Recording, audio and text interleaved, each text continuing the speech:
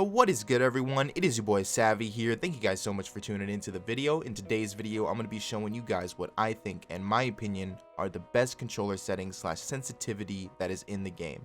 So I know that's going to be a subjective topic, but I think I may have cracked the secrets. Okay, so I'm going to be showing you guys here in today's video.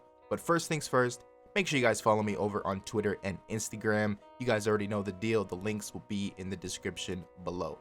So with all that out of the way, let's just jump straight into what I think are the best controller settings / sensitivity in Fortnite.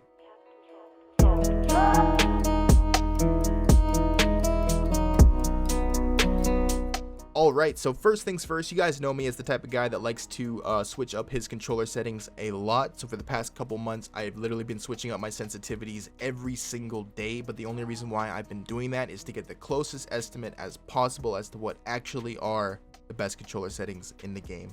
But the truth of the matter is there are no best controller settings in the game. There's not this one OP sensitivity that you can just throw on that will make you a Fortnite god. That is just not true. The best controller settings in the game is a completely subjective topic. What I may think are the best, you may not. So that is a completely subjective topic. So I just wanted to quickly throw that out there. So for the past 3 weeks, I've been using the same controller settings that I'm about to show you guys here in today's video, and they are super consistent. So when it comes to aiming, editing, building, anything of the sort, it's just super consistent, and I honestly feel like these are the best controller settings in the game. Again, it's a subjective topic. So let's just jump straight in. We'll start off with the video settings. So my view distance is set to medium, my shadows are set to off, my anti-aliasing is set to off, my textures are low, my effects are low, and my post-processing is also set to low. So VSync, I obviously have that set to off. If you have this set to on, make sure you guys turn it off. It gives you a crazy input delay that you guys do not want. So yeah, make sure you guys set that off. Motion blur, I have that set to off as well. Show FPS, I have on. DirectX version, I have DirectX 11 set. Allow multi-threaded rendering. This is important. If you guys don't already have multi-threaded rendering on, make sure you guys throw it on because it definitely gives you a performance boost. And this GPU crash debugging, I think that's something to do with when the game crashes. I just have this set to off. Okay, so moving on to game settings. Toggle sprint is off. Sprint by default is on. Sprint cancels reloading is off. Auto open doors is set to on. Us controller players out there, you guys know if you choke a wall edit, sometimes you'll edit a door. And yeah, if you want to keep your momentum, make sure you have auto open doors set to on. That's important.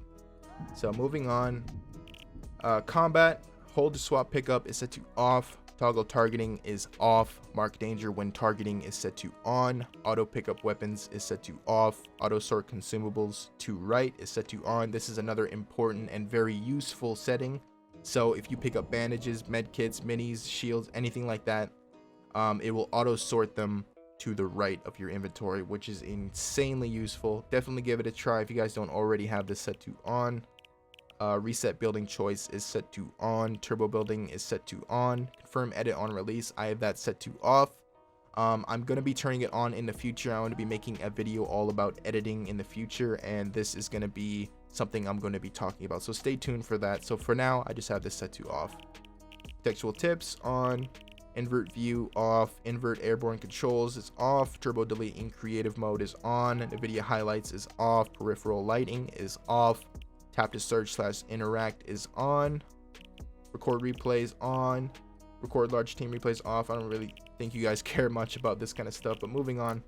Here is my HUD options. So my HUD scale is set to 70%, and I have everything set to on besides reticle ammo indicator. I have that set to off. So moving on, you guys know that I I am learning keyboard and mouse as well as playing on controller. So here are my keyboard and mouse sensitivities. I run a 6.0 on both X and Y. I use 800 DPI for my mouse. My targeting and scope sensitivities are both set to 75%. My ignore gamepad input is off, and my lock input method is set to off as well. And yeah, there's this 12%, and then invert aircraft mouse controls is set to off. I'm just showing you guys just so you guys know if you guys are interested in that kind of stuff. But here it is, ladies and gentlemen, the controller settings. So getting straight into it. Build mode sensitivity multiplier, I have that set to 1.4. My edit mode sensitivity multiplier is set to 1.6. My look horizontal speed is set to 80%, and my look vertical speed is also set to 80%. I am using 0% boosts across the board.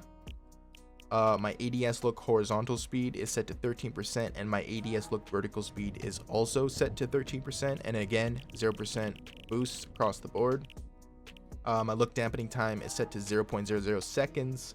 My look input curve is linear, obviously. Aim assist strength 100%, obviously.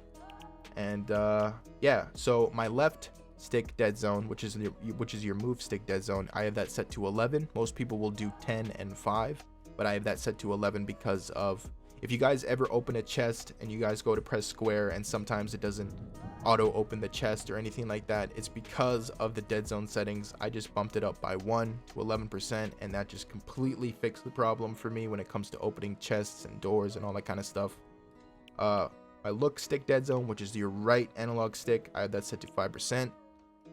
Enable foot controller, I have this set to on. I just like the way it feels when it's set to on, and if you do decide to put it on, make sure you guys put your dead zones right here all the way to 1%. Alright, so moving on to my audio settings. Here are my audio settings. One thing that I will mention is when I am cranking in creative by myself and I'm listening to music or doing whatever, just warming up, I will have my sound effects right here all the way set to 0%. The game just feels more responsive and smoother that way. I don't know why. Give it a try. Let me know down in the comments if it feels smoother to you as well. But that's what I do when I'm cranking in creative. But for now, we'll just put it back to 100%. Here are the rest of my audio settings if you guys are interested. Here are my keyboard and mouse binds if you guys are also interested in that. I'll just quickly skim through it because this is a controller settings video, not a keyboard and mouse settings video, so I'm just going to quickly do this. You guys are interested. Alright, so moving on, here are my controller binds. So for combat controls, here you go. Pause the video, do whatever you guys need to do. Build controls, here you go. Here are my edit controls: L1 reset, R1 select, triangle confirm, and then the dead zone settings. So yeah, those are my settings for the game. So what I think are the best controller settings in the game. That is going to be it for today's video. Thank you guys so much for tuning in. Let me know down in the comments. Give these settings a try. Let me know how you guys think about them. I'm extremely curious to know.